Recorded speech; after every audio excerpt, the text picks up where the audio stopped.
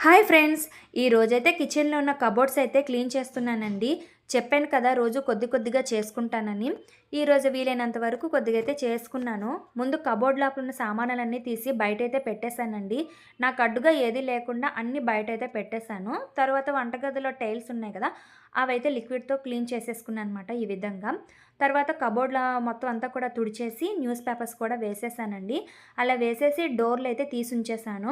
వాసన ఏమైనా ఉన్నా కూడా పోతుంది. ఆ పనిలో పనిగా స్టవ్ కూడా క్లీన్ చేసేసానండి.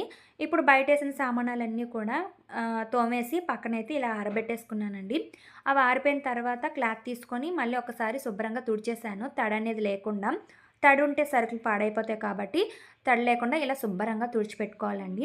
ఇవేంటి అంటే ఆల్రెడీ డబ్బాల్లో కొన్ని కొన్ని సరుకులు ఉన్నాయి కదా! అయి ఇలాగా బాక్స్‌లో పెట్టి ఉంచుకున్నాననమాట. ఇప్పుడైతే అవి వేసేస్తున్నాను.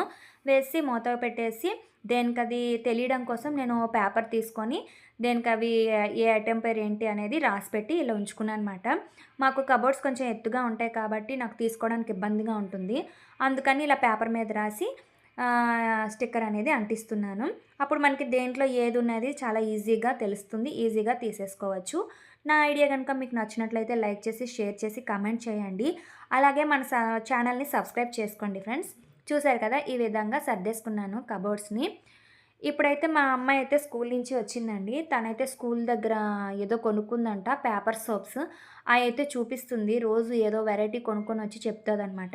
ఇంకా మేమేం చేస్తున్నామా అని మా లక్కీ అయితే కూర్చొని అలా చూస్తుంది. ఇంకా మా వీడియో గనక నచ్చితే లైక్ చేసి, షేర్ చేసి, సబ్స్క్రైబ్ చేసుకోండి. Thank you.